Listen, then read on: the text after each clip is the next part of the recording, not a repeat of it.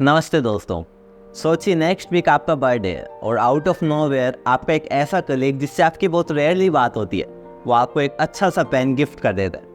अब आप उससे स्माइल करते हो, थैंक यू बोलते हो, बट डीप इनसाइड आप ये सोचते हो कि ओह नो, अब इसके बर्थडे पर मुझे भी इसको कुछ देना पड़ेगा। तो ऐसा क्यों हुआ? क्यों आपको उसे कुछ रिटर्न में देने का एक इनविजिबल प्रेशर फील हुआ जबकि उसने तो कुछ मांगा भी नहीं था?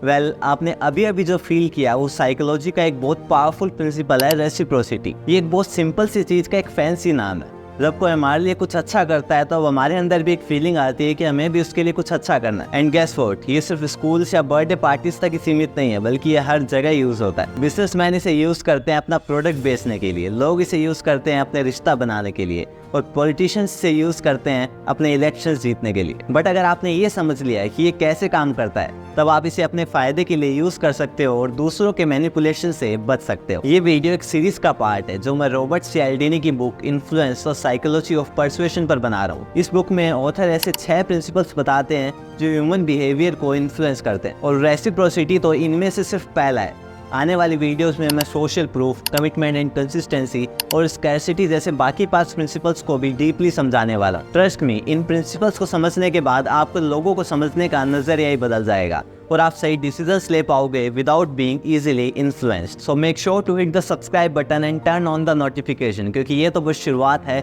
इस सीरीज में अभी बहुत कुछ आना बाकी। चलिए शुरू करते हैं। ओके, इमेजिन कीजिए कि दिवाली का सीजन चल रहा है। अब आपका पड़ोसी आपके घर आता है और आपको एक मिठाई का बॉक्स देता है, लेट्स से लड्डू का बॉक्स देता है।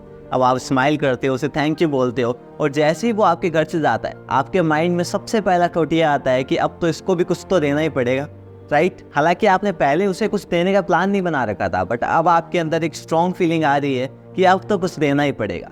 That is reciprocity. हम ह्यूमंस की वायरिंग इस तरह से हुई है कि हमें उस फीलिंग से ही नफरत है जब हमें ऐसा लगता है कि किसी का हमारे ऊपर कुछ एहसान है। हमारे अंदर साइकोलॉजिकली ये चुल रहती है, जब हमें कोई कुछ देता है तो उसे उसी के बराबर कुछ रिटर्न कर उस तराजू को बैलेंस करने की। इवन राजा महाराजाओं के टाइम पर भी ये चीजें चलती थी। जब एक राजा दूसरे के लिए कोई गिफ्ट बेचता था तब अब उनकी नाक की बात आ जाती थी, तो वो उससे भी बढ़ चढ़कर कुछ और अच्छा गिफ्ट बेचता था ताकि वो इज्जत बनी रहे। अब यहाँ पर चीजें इंटरेस्टिंग होती है। रेसिप्रोसिटी सिर्फ गिफ्ट्स या मिठाइयों तक ही सीमित नहीं है, बल्कि ये तो इमोशंस, फेवर्स और इवन एडवाइस में भी यूज होता है। कभी ये नोटिस किया है कि जब कोई आपको कॉम्प्लीमेंट करता है कि भाई शर्ट अच्छी लग रही है, तब आपके अंदर भी वो रहता है कि मैं भी इसके लिए कुछ अच्छा बोलूं कि अच्छा थैंक यू भाई, आपकी भी बहुत अच्छी लग रही है।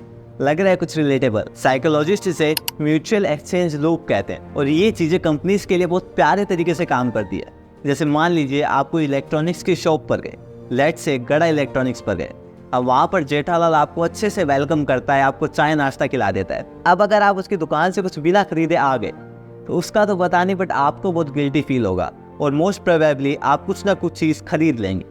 यही है रेसिप्रोसिटी का गेम। मैं बता रहा हूँ भाई, ये इमोशनल ब्लैकमेल का एक सोफिस्टिकेटेड वर्जन है। बट डोंट वरी, आपने मेरा वीडियो देख लिया है। अब नेक्स्ट टाइम जब कोई आपके साथ एक गेम खेलने की कोशिश करेगा तब आपके पास एक अपर हैंड रहेगा। साइंटिस्ट बिलीव करते हैं कि रेसिप्रोसिटी हमारी सर्वाइवल मैकेनिज्म के साथ ही इवॉल्व हुआ है। पुराने समय में भी जब कम्युनिटीज एक दूसरे के साथ फूड और रिसोर्सेज शेयर करती थी, तब उसी गिविंग एंड रिसीविंग वाले प्रोसेस की वजह से सब जीवित रहते थे। इनफैक्ट अगर आप अपनी चीज़ें शेयर नहीं करते हो तब आपको ग्रुप से बाहर निकाल दिया जाएगा। इंटरेस्ट में कि कोई भी इंसान अकेले टाइगर का शिकार तो नहीं करना चाहेगा। सो हमारे एंसेस्टर्स का माइंड इसी तरह से वायर हो गया था, क्योंकि कॉर्पोरेशन मीन्स सर्वाइवल। इवन आज के टाइम पर भी लेन देन वाले सिस्टम से रिलेशनशिप में ट्रस्ट बढ़ता है। आप उस इंसान पर ज़्यादा ट्रस्ट करोगे जो फेवर्स लौटाना भी जानता है, क्योंकि ये एक तरह का सिग्नल है कि सामने वाला बंदा रिलायबल है। नाउ अब देखते हैं कि रेसिप्रोसिटी हमारी डेली लाइफ में कैसे यूज होता है। इमेजिन कीजिए कि आप एक इंपॉर्टेंट पेपर लिखने बैठे हो और जैसे ही आप स्टार्ट करते हो आपका पेन की इंक खत्म हो जाती है। अब आप बिल्कुल पैनिक मोड में आ गए हो कि कैसे करूँ। तभी आपके पीछे आपका एक क्लासमेट बैठा रहता है जिससे आपकी बहुत रेयरली बात होती थी। उसके पास एक एक्स्ट्रा पेन था तो वो अपना एक पेन आपको दे देता है, फिर आप आराम से अपना पेपर लिख देते हो। फिर नेक्स्ट वीक वो स्टूडेंट आपके पास आता है और आपसे नोट्स मांगता है। अब आप देना तो नहीं चाहते थे, बट अब आपके अंदर आता है कि मुझे दे देने चाहिए क्योंकि इसने भी मेरे टाइम पर मुझे हेल्प की थी, और ये फीलिंग रेसिप्रोसिटी की वजह से आती है। एक और एग्जांपल देखते हैं। आपका फ्रेंड आपको अपने पैसों से पानी पूरी खिलाता है। अब आप पानी पूरी खा तो लेते हो, पर अंदर अंदर आपको भी पता रहता है कि अगला नंबर मेरा ही है, मुझे भी खिलाना पड़ेगा। यही रेसिप्रोसिटी है। बट जैसे हर सिक्के के 2 पहलू होते हैं, रेसिप्रोसिटी का एक डार्क साइड भी है। अक्सर लोग इसे दूसरों को मैनिपुलेट करने में यूज़ करते हैं। पॉलिटिशियंस हर बार ये करते हैं, इलेक्शन के टाइम पर वो कैसे कितनी चीज़ें बांटते हैं, कितने बड़े बड़े वादे करते हैं, और जनता को ये फीलिंग आती है कि ये हमारे लिए इतना सोच रहा है तो हमें भी इसे वोट देकर इसको सपोर्ट करना चाहिए। फिर क्या होता है, खाई बात सोई बात, खाई बात सोई बात। क्या आपने कभी वो ऑकवर्ड मोमेंट एक्सपीरियंस किया है जब कोई इंसान जानबूझकर आपके लिए लगातार छोटे छोटे फेवर्स करने लगता है क्योंकि वो इसके रिटर्न में आपसे कुछ बहुत बड़ा लेने की एक्सपेक्टेशंस रखता है?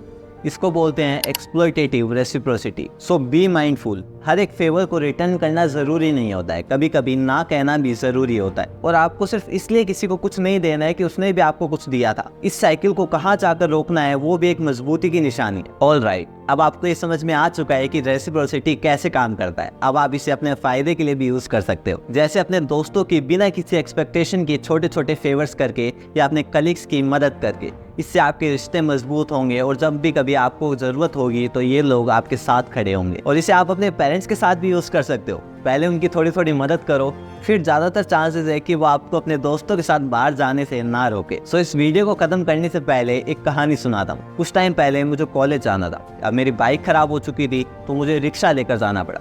अब वहाँ पहुँचने के बाद मुझे पता चला कि किराए के 10 रुपये मेरे पास कम है। अब मेरे फ़ोन की बैटरी भी डेड हो गई कि मैं उनको ऑनलाइन पेमेंट भी नहीं कर सकता। अब मुझे ये टेंशन हो रही थी कि मैं उनका पेमेंट कैसे करूँ। तभी वो भैया स्माइल करते हुए बोलते हैं कि कोई नहीं भैया, कल दे देना। अब मैं थोड़ा शॉक हो गया कि एकदम कंप्लीट स्ट्रेंजर मुझ पर इतनी आसानी से ट्रस्ट कैसे कर सकता है। एंड बिलीव मी, मैंने भी अगले दिन याद रखकर उनका पेमेंट वापस किया। अब यहाँ पर बात पैसों की थी ही नहीं, बल्कि बात उस कनेक्शन की थी जो इस छोटे से इंसिडेंट से हम दोनों के बीच में बन गया था। दोस्तों, यही है रेसिप्रोसिटी का जादू। ये सब जगह है, स्माइल्स में भी, फेवर्स में भी, और इवन रिक्शा राइड्स में भी। आई थिंक अब आप अच्छे से समझ गए होंगे कि ये कैसे काम करता है और कैसे आप इसे पॉजिटिवली यूज़ कर सकते हो। तो अगर आपको ये वीडियो थोड़ा भी यूज़फुल लगा तो मेरे लिए एक छोटा सा फेवर करना, इस चैनल को सब्सक्राइब कर देना। बट आई प्रॉमिस, इसके रिटर्न में मैं भी आपके लिए रेगुलर ऐसे साइकोलॉजी और ह्यूमन बिहेवियर के ऊपर यूज़फुल कंटेंट लाता रहूँगा। अब यहाँ पे मैंने क्या किया, रेसिप्रोसिटी ये काम करता है मेरे दोस्त।